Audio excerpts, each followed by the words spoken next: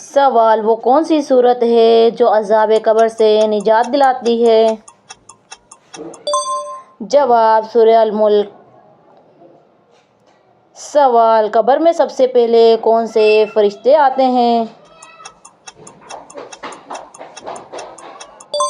جواب: منکر اور نکیر۔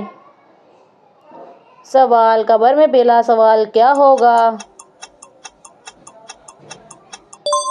جواب: من ربک، تمہارا رب کون ہے؟ سوال: قیامت کے دن سب سے پہلے کس چیز کا حساب ہوگا؟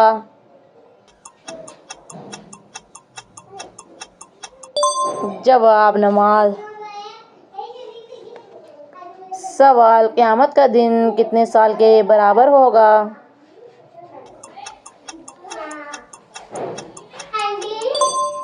جواب: 50,000 سال۔ سوال: جنت کے دروازے کتنے ہیں؟ جواب: 8۔ سوال: جہنم کے دروازے کتنے ہیں؟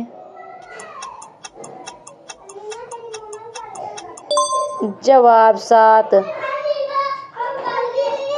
سوال: سور کون پھونکے گا؟ جواب: حضرت اسرافیل علیہ السلام۔ سوال: قیامت کے دن سب سے پہلے کس نبی کو اٹھایا جائے گا؟